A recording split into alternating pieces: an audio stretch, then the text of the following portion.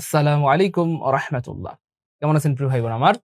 আশা করি আল্লাহ পাক সবাইকে অনেক ভালো রেখেছেন। আলহামদুলিল্লাহ। All of hmm versus all of them. এইটা হচ্ছে খুবই কনফিউজিং এবং আজকের ক্লাসের ক্লাইম্যাক্স। ক্লাইম্যাক্স মানে কি বলেন তো দেখি কার মনে আছে? আজকের ক্লাসের ক্লাইম্যাক্স হচ্ছে এটা। আজকের ক্লাসের ক্লাইম্যাক্স অথবা আজকের ক্লাসের অ্যাপেক্স অথবা আজকের ক্লাসের জেনিথ, আজকের ক্লাসের জেনিথ, আজকের ক্লাসের জেনিথ। হ্যাঁ? অথবা আজকের ক্লাসের পিক, আজকের ক্লাসের পিক হচ্ছে এটা। মনে আছে দেখেন তো কারো মনে আছে কিনা? তাহলে আজকের ক্লাসের ক্লাইম্যাক্স, আজকের ক্লাসের অ্যাপেক্স, আজকের ক্লাসের জেনিথ অথবা আজকের ক্লাসের পিক হচ্ছে এই জায়গাটা। এই জায়গাটা আমি জানি এর আগে হয়তো এই জায়গাটার ব্যাখ্যা এভাবে পান নাই, হয়তো পাইছেন কিন্তু এভাবে পান নাই। আমি একটু দেখাই দিচ্ছি, এই যে দেখেন ভাই, আমি বানাই নাই, পরীক্ষা আইছে 15তম বিচিএস আইছে, এলা খুলনা ইউনিভার্সিটি উপজেলা মহিলা ও শিশু বিভাগে আইছে, এলা বহু জায়গায় আইছে, আবার আইবো ইনশাআল্লাহ। সরি, আবার আসবে ইনশাআল্লাহ। ঠিক আছে, আবার আইবো ইনশাআল্লাহ। এবার খেয়াল করে দেখেন প্রশ্ন কেমনে বানায়। খুবই মজার এবং অ্যামেজিং একটা প্রশ্ন ভাইয়া, খুবই মজার এবং অ্যামেজিং একটা প্রশ্ন। দেখেন এইটা প্রশ্ন বোঝার জন্য এটা এইখানে দুই ধরনের প্রশ্ন আসে। কখনো প্রিয় ভাই বোন আমার এখানে কমা থাকে আর কখনো এখানটাতে ফুল স্টপ থাকে। তো দুই ধরনের প্রশ্ন আসে। তো প্রশ্ন হচ্ছে যখন কমা থাকবে তখন কি হবে আর যখন ফুল স্টপ থাকবে তখন কি হবে, এটা ভাই একটু ক্লিয়ার করে দিচ্ছি আর একটু উদাহরণ দিয়ে। দেখেন আমি যদি বলি my brother is a teacher who অথবা he is an honest man. এবার খেয়াল করে দেখেন এই যে কমা, কমা মানে কি বাক্য শেষ নাকি মাঝখান? ভাই একটু কথা বলতে হবে আমার সাথে প্লিজ, কথা বলতে হবে, কথা বললে আপনাদের ভালো লাগবে। কমা মানে কি বাক্য শেষ নাকি বাক্যের মাঝখান? ইয়েস, কমা মানে বাক্যের মাঝখান, কমা মানে বাক্যের মাঝখান, কমা মানে বাক্যের মাঝখান, বাক্য শেষ হয় নাই, আরো কিছু বলার আছে। ঠিক আছে, তাহলে এই দেখেন বাক্যের মাঝখান। এবার প্রশ্ন হচ্ছে প্রিয় ভাই বোন আমার, মাননীয় আদালত আমাকে বলেন বাক্যের মাঝখানে কি রিলেটিভ প্রোনাউন হয় না সাবজেক্টিভ প্রোনাউন হয়? আপনারা সবাই বুঝে গিয়েছেন যে স্যার বাক্যের মাঝখানে, একটু আগে বলছিলাম ভাই যে বাক্যের মাঝখানে রিলেটিভ প্রোনাউন হয়, রিলেটিভ প্রোনাউন হয়, রিলেটিভ প্রোনাউন হয়। হুট করে সাবজেক্টিভ প্রোনাউন বলা যায় না, যায় না, যায় না। তার মানে যখন কমা থাকবে তখন রিলেটিভ প্রোনাউন, কমা থাকলে রিলেটিভ প্রোনাউন। বাক্যের মাঝখান, এই যে কমা মানে হচ্ছে বাক্যের মাঝখান, বাক্য শেষ হয় নাই, আরো কিছু বলার আছে, তাহলে বাক্যের মাঝখানে সাবজেক্টিভ প্রোনাউন হয় না, রিলেটিভ প্রোনাউন হয়। সাবজেক্টিভ প্রোনাউন হয় না, রিলেটিভ প্রোনাউন হয়।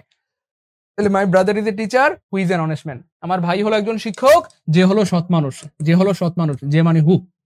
আমার ভাই হলো শিক্ষক যিনি একজন সৎ মানুষ বা যে হলো সৎ মানুষ, যে হলো সৎ মানুষ বা যিনি হলো সৎ মানুষ। ঠিক আছে ইনশাআল্লাহ, এই হচ্ছে ব্যাপার। এবার খেয়াল করে দেখেন প্রিয় ভাই বোন আমার, এবার খেয়াল করে দেখেন, এবার খেয়াল করে দেখেন মনোযোগের সাথে। এবার খেয়াল করে দেখেন মাই ব্রাদার ইজ এ টিচার, তাহলে এই যে ফুল স্টপ, তাহলে ফুল স্টপ মানে কি বাক্য শেষ না মাঝখান? সবাই কথা বলতে হবে প্লিজ প্রিয় ভাই বোন আমার। তাহলে ফুল স্টপ মানে বাক্য শেষ, কমা মানে বাক্যের মাঝখান, কমা মানে বাক্যের কি খান মাঝখান, আর ফুল স্টপ মানে বাক্য শেষ। ফুল স্টপ মানে কি ভাইয়া? বাক্য শেষ। এখান থেকে নতুন বাক্য শুরু, নতুন বাক্য শুরু, নতুন বাক্য শুরু। আর নতুন বাক্যের শুরুতে কি সাবজেক্টিভ হয় না রিলেটিভ? ইয়েস, সবাই বুঝে ফেলছেন যে স্যার নতুন বাক্যের শুরুতে রিলেটিভ প্রোনাউন হয় না, রিলেটিভ প্রোনাউন হয় না, রিলেটিভ প্রোনাউন হয় না। নতুন বাক্যের শুরুতে সাধারণত subjective pronoun, subjective pronoun, subjective pronoun, subjective pronoun. নতুন বাক্যের শুরুতে সাধারণত কি হয়? Subjective pronoun. তাহলে খেয়াল করে দেখেন মাই brother is a teacher he is an honest man. My brother is a teacher he is an honest man. My brother is a teacher he is an honest man. তার মানে আমরা already ব্যাখ্যা পেয়ে গেলাম আলহামদুলিল্লাহ। যখন কমা থাকবে, কমা মানে বাক্যের মাঝখান, মাঝখানে হয় রিলেটিভ প্রোনাউন। যখন ফুল স্টপ থাকে, ফুল স্টপ মানে বাক্য শেষ, ফুল স্টপ মানে বাক্য শেষ, ফুল স্টপ মানে বাক্য শেষ। নতুন বাক্য শুরু, নতুন বাক্য শুরু, নতুন বাক্য শুরু। নতুন বাক্যের শুরুতে রিলেটিভ প্রোনাউন হয় না, হয় না, হয় না। সাধারণত নতুন বাক্যের শুরুতে সাবজেক্টিভ প্রোনাউন হয়।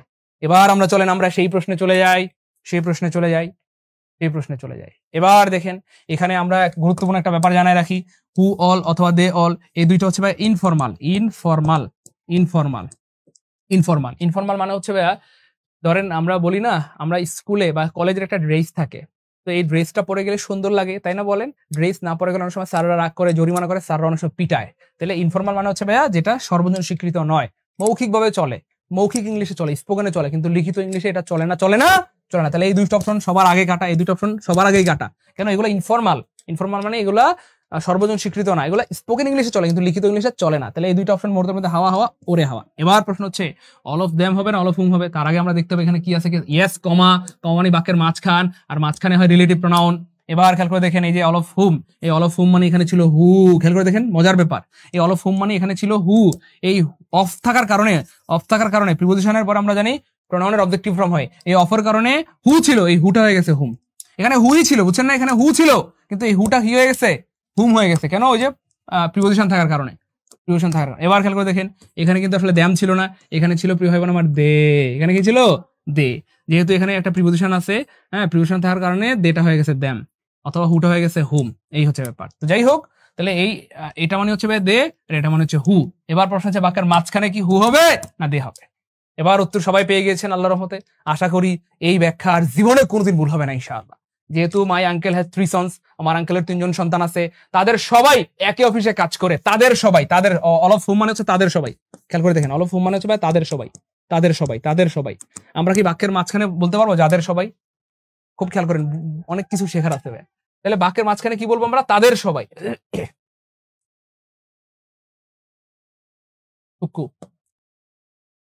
যাদের সবাই শব্দটা হবে যাদের সবাই, বাংলায় যদি বলি তাহলে হবে যাদের সবাই, যাদের সবাই। তাহলে মাই আঙ্কেল হ্যাজ 3 সন্স, আমার আঙ্কেলের 3 জন সন্তান আছে, যাদের সবাই একই অফিসে চাকরি করে, যাদের সবাই একই অফিসে চাকরি করে, এই হচ্ছে ব্যাপার। আর অল অফ দেম মানে হচ্ছে তাদের সবাই, তারা থেকে তাদের, তারা থেকে তাদের, তাদের সবাই, তাদের সবাই। তাহলে তাদের সবাই মানে কি ভাইয়া? তাদের সবাই মানে তারা, তারা মানে কি ভাইয়া? দে।